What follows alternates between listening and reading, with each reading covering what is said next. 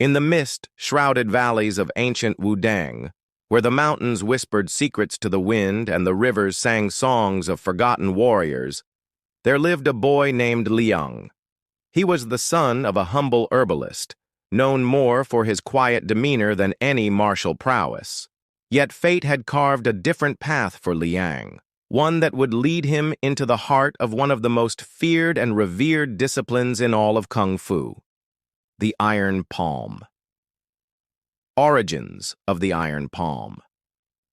The Iron Palm technique was no ordinary martial art. It was said to be born from the Shaolin Temple itself, forged in the fires of discipline and tempered by centuries of practice. Masters who trained in Iron Palm could break bricks with a single strike, shatter bones with a touch, and even kill with a whisper of their hand. But the true essence of Iron Palm was not destruction. It was control. Legend spoke of 5 grandmasters who each embodied a different element: earth, fire, water, wind, and metal. They trained in isolation, each developing a unique style of Iron Palm that reflected their elemental affinity.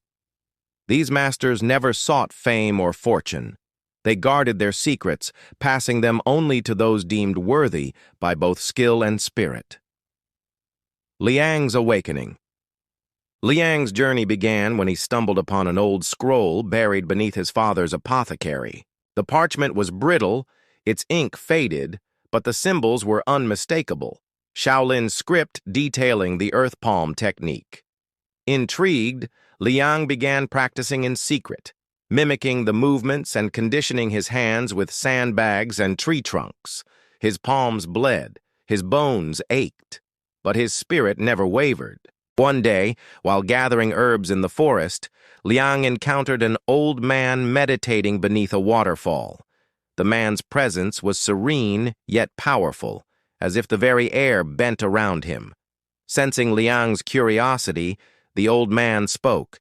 "You seek the Iron Palm, but do you understand its burden?" Liang bowed deeply.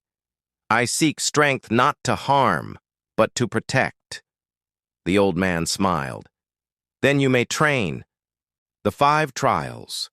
The old man, Master Yun, was one of the last disciples of the elemental grandmasters. He agreed to train Liang, but only if he could pass the 5 trials, each designed to test not just physical endurance, but emotional resilience and moral clarity. 1. Trial of Earth. Liang was buried up to his neck in soil and left for 3 days. He had to remain still, feeling the weight of the world, learning patience and grounding. 2.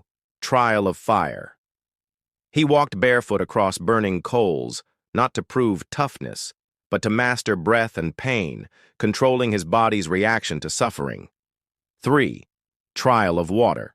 He meditated beneath a freezing waterfall for hours, learning to flow with discomfort and embrace fluidity in combat. 4. Trial of Wind. He stood atop a cliff during a storm, balancing on one foot, learning to adapt and remain centered amidst chaos. 5. Trial of Metal. He struck an iron slab 3,000 times each day for a month, conditioning his hands and forging his will. Each trial left him changed, not just stronger, but wiser. The Tiger of the North. As Liang's mastery of Iron Palm grew, so did whispers of a dark force rising in the north. A warlord named Hu Shen, known as the Tiger of the North, had discovered a corrupted version of Iron Palm, one that fed on rage and destruction. His strikes shattered stones, but his black heart of ambition and autocratic behavior threatened the peace of the region. Master Yun knew the time had come. "You must face him," he told Liang. "But remember, true Iron Palm is not about defeating others. It is about defeating the darkness within." Liang journeyed north, passing through villages ravaged by Hu Shen's army. He healed the wounded, taught the weak, and inspired hope. By the time he reached the warlord's fortress, he was not alone. He was a symbol. The final duel. The duel between Liang and Hu Shen was the stuff of legend.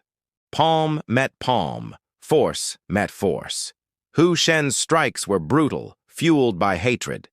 Liang's were precise, guided by clarity. The battle raged for hours, until finally Liang redirected a fatal blow and struck Hu Shen's chest, not to kill, but to release the corrupted energy within. Hu Shen collapsed, not dead, but broken. Liang knelt beside him. "You were strong," he said, "but strength without purpose is a curse." Legacy. After the epic battle with Hu Shen, Liang never returned to Wudang. He wandered the land, teaching iron palm to those who sought peace, not power. His legend grew, and the 5 elemental styles were revived, not as weapons, but as philosophies. To this day, martial artists speak of Liang the gentle palm, whose strength lay not in his hands but in his heart.